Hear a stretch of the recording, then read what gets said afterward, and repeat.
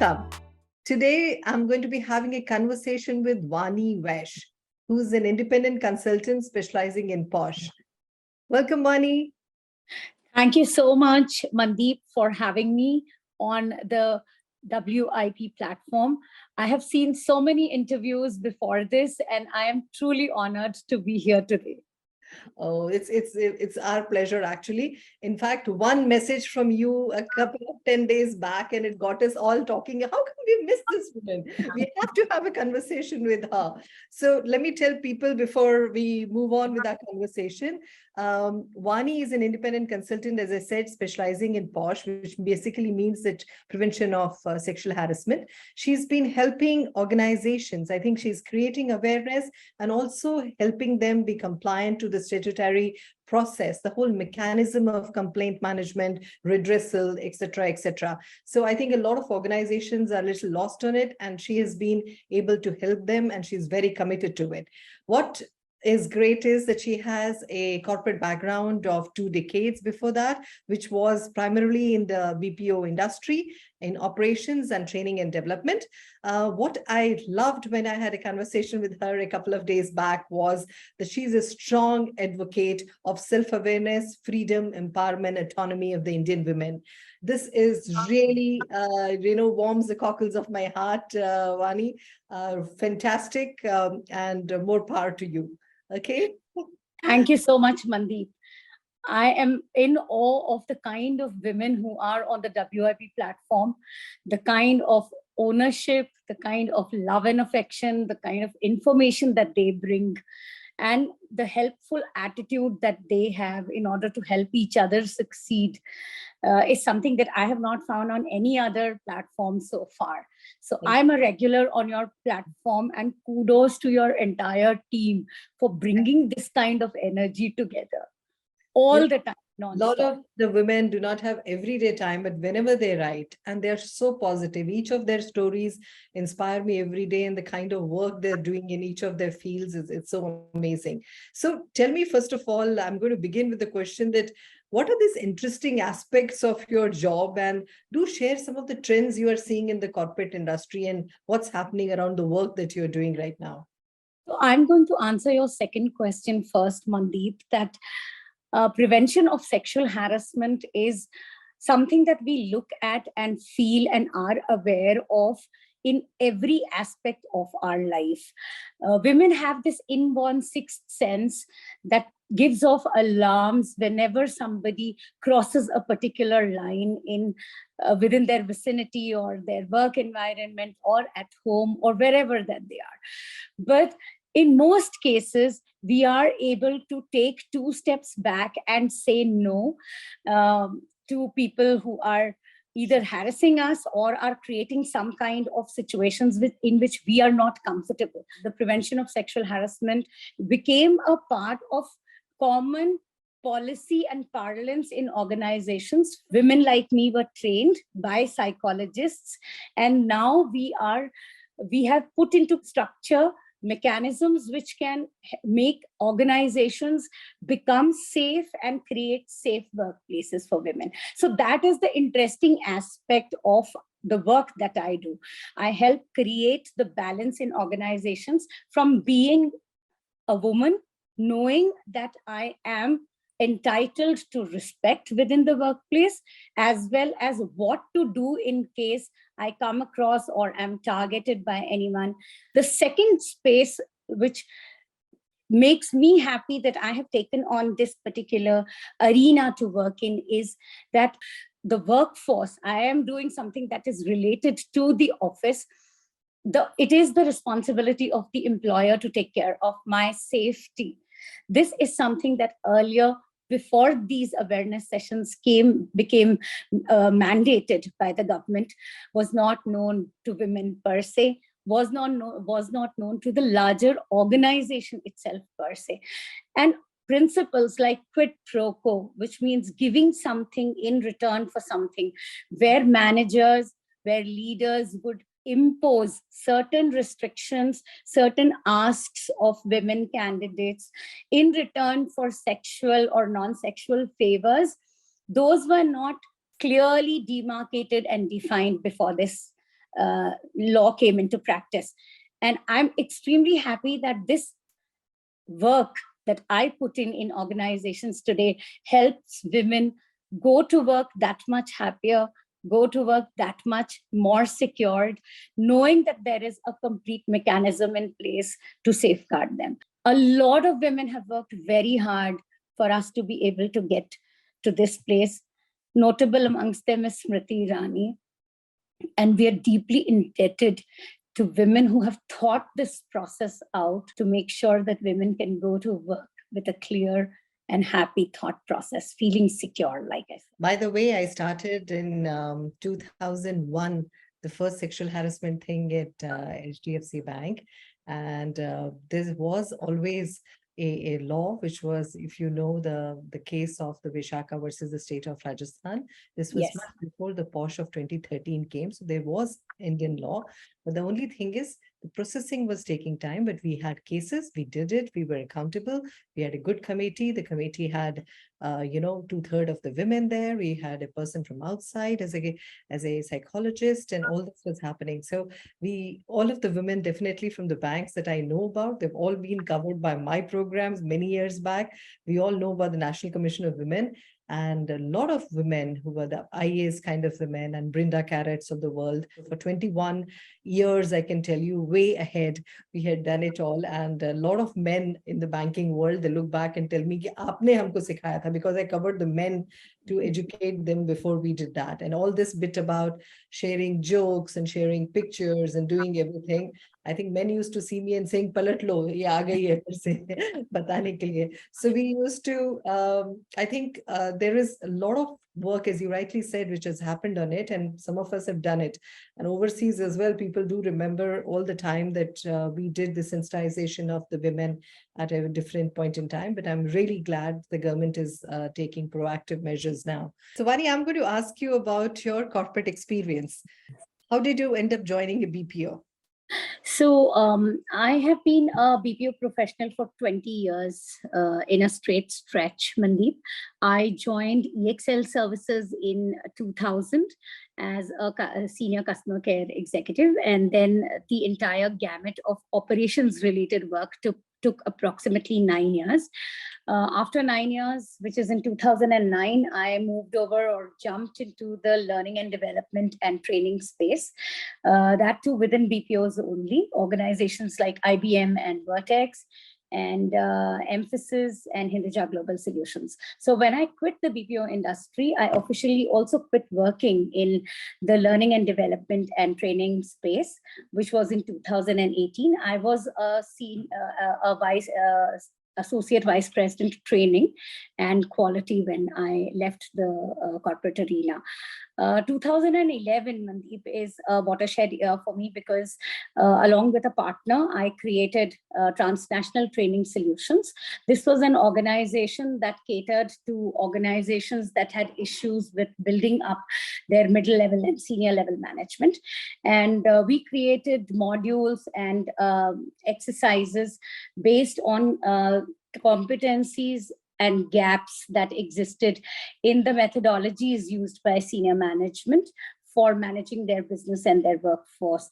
Also, competencies that were required to take them on their next level journeys, post promotions or relocations or new projects.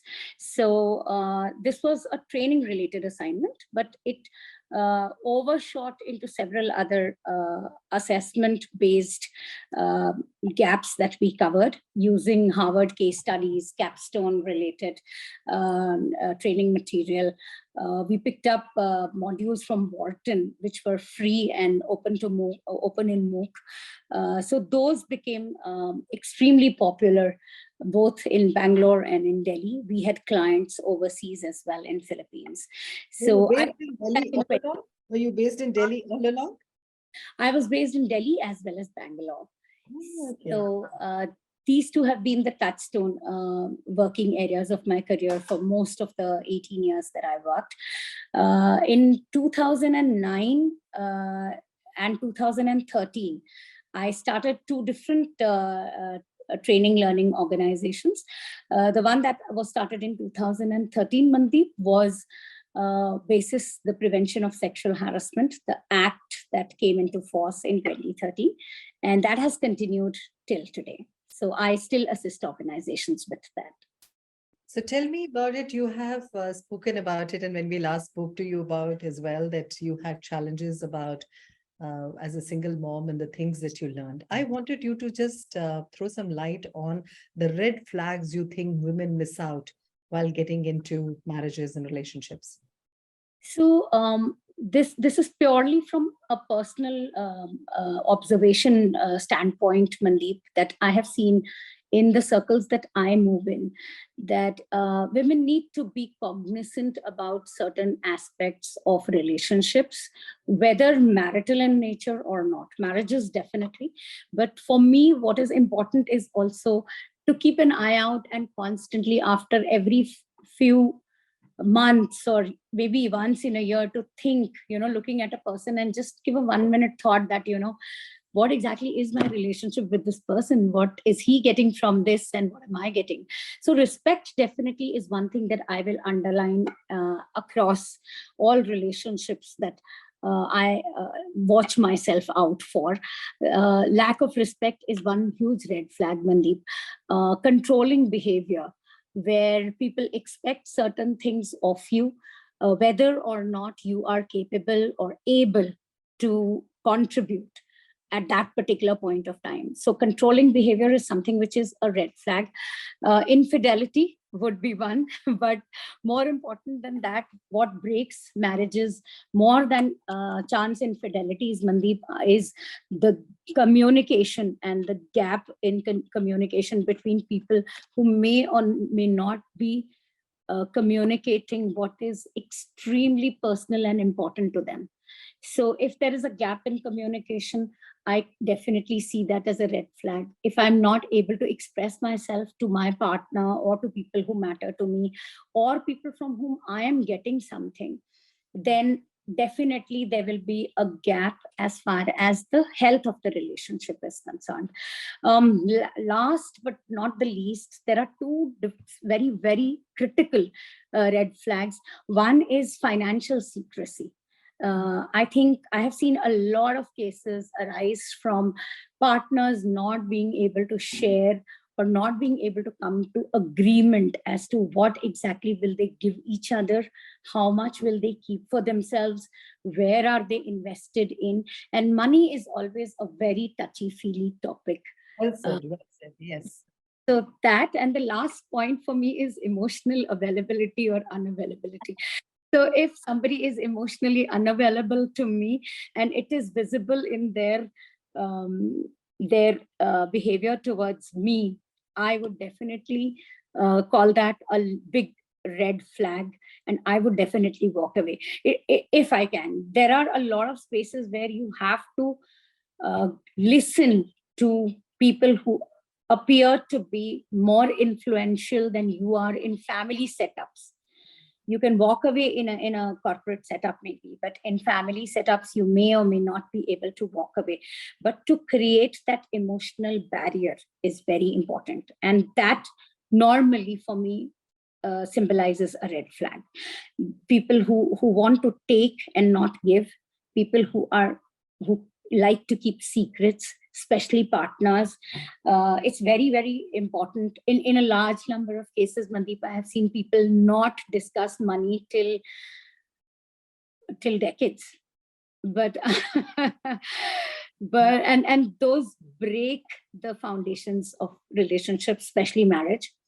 And these are definitely the red flags that I would ask women to watch out for, because that constitutes, that speaks of the space that you have in that particular relationship and whether you have a space or not, or are you just occupying it.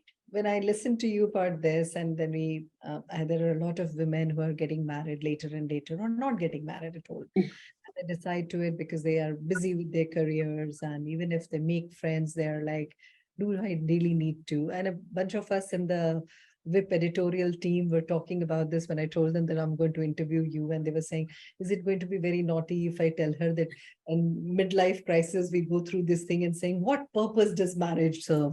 And they all started laughing and saying, and then she goes away. And I think your line which you had written about the fact that your mother moved out and went to stay with your brother and all that, that is it worth making all these little sacrifices?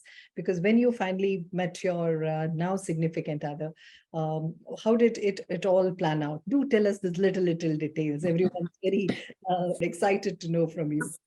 So, as a thinking, feeling person, Mandeep, your question is fabulous. I think all of us go through a huge amount of dilemma, especially single women, go through this dilemma of, should I continue to be single, or should I take the risk of bringing in a partner, which may or may not work out, and will I, what will I get, and what will I be able to give? Now, for me, I really come from the thought process that people can make you unhappy. People can be very make you very unhappy if you don't watch out for yourself. So what is very critical for me is, do you have, I mean, and these are things that I have used as potential markers to come to the conclusion that yes, I want to take this risk, but it's a calculated risk. Yeah. So you have to be very clear about the fact that this is not a gift somebody is giving you, or this is not a gift that is dropping from heaven, or this is not roses and romance. This is a hardcore decision that you have to make. You have to make with your eyes very wide open. There's not something that you do over a wine and mull over and, have 3 drinks and say, okay, yes, I do. But then because tomorrow you will wake up.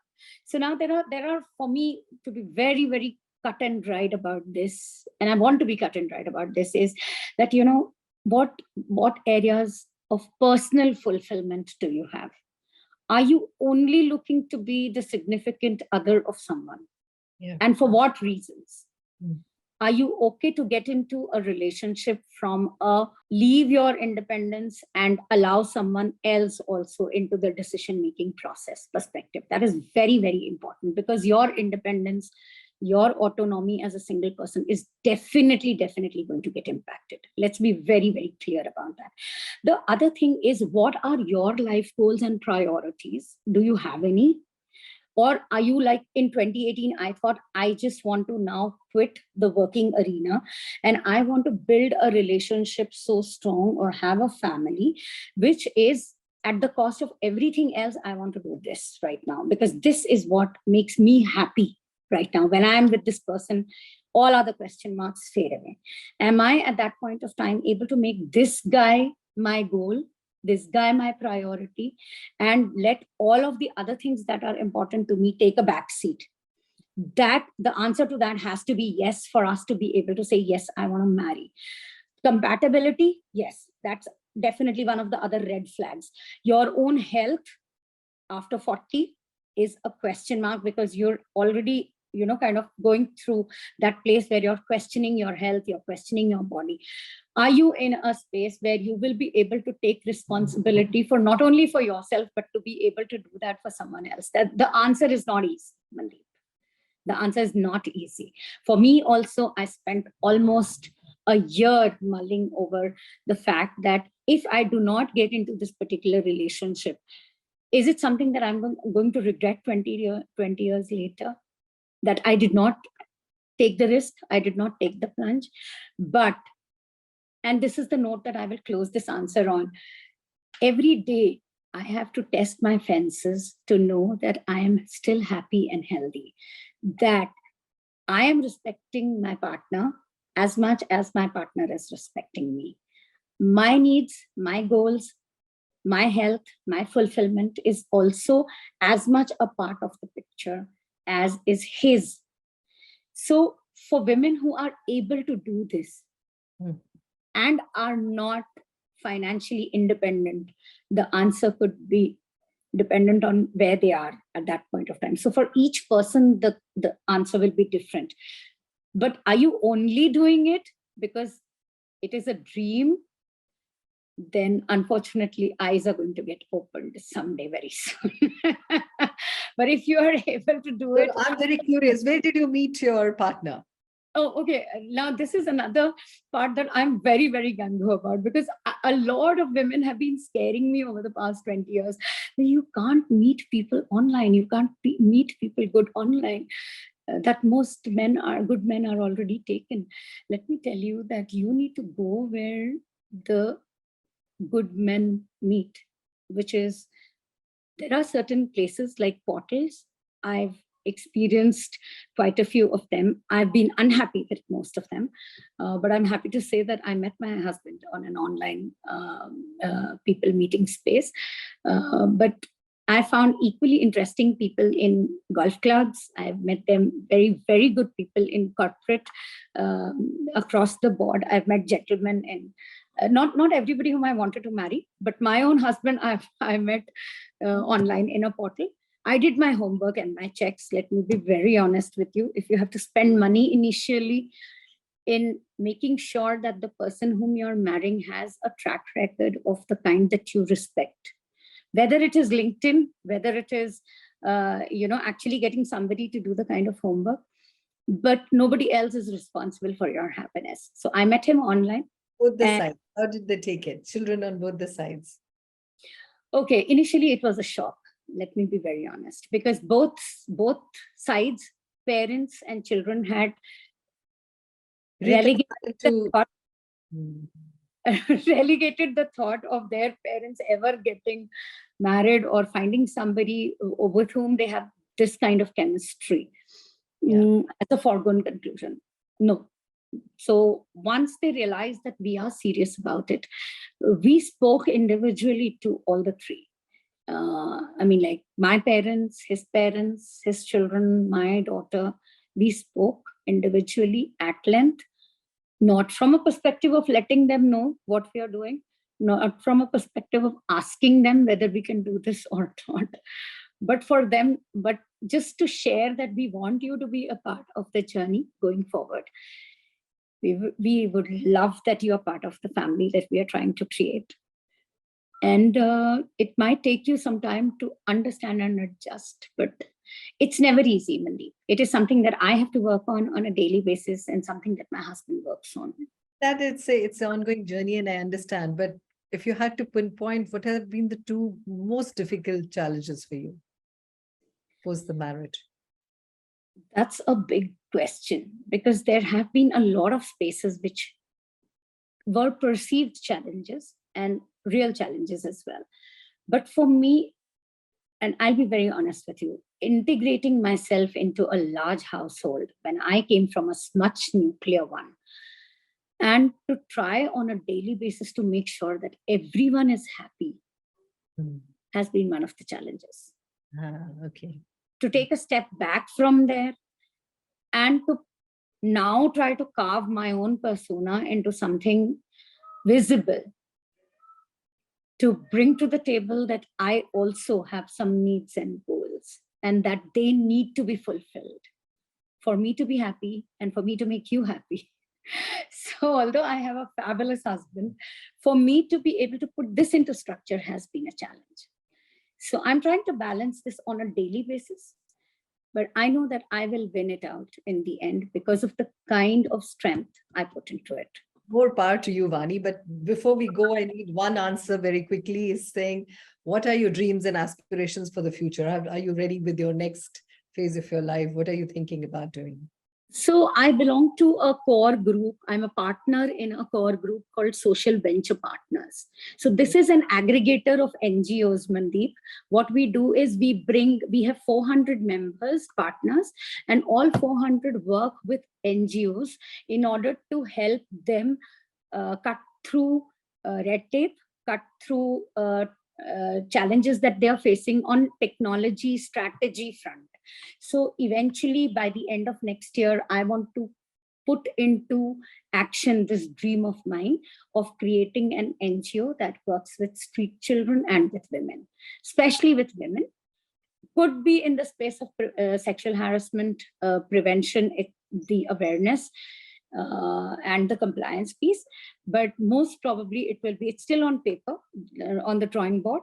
But I am hoping to work with children sometime in the future from an education perspective. I'm very, very passionate about bringing old lines of pre-Macaulay time education back to Indian schools. So I'm hoping I will get the opportunity to chart out that in the next coming 2 years. That's on the work front. What on the personal front?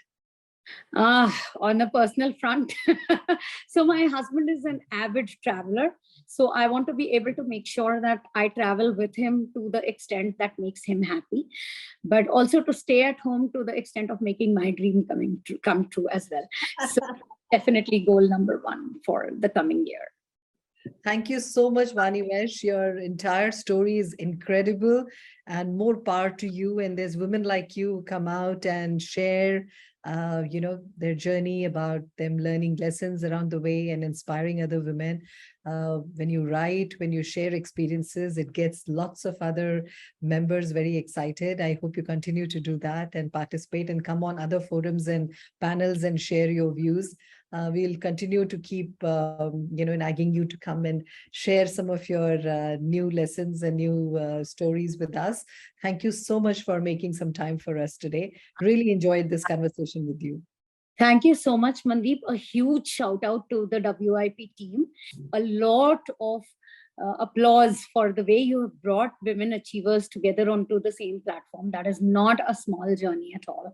And it speaks volumes about your commitment to bringing women of all kinds, all aspirations and all achievements together onto one platform to help other women. Hats off to your endeavor and to WiP. I wish you all a lot of success from the bottom of my heart. Thank you so much. They all do it themselves. They're all volunteers, but please join the gang. That's what we keep saying. Thank you so much. And all the very best to you for your future and to your family as well. Thank you. Have a great day ahead.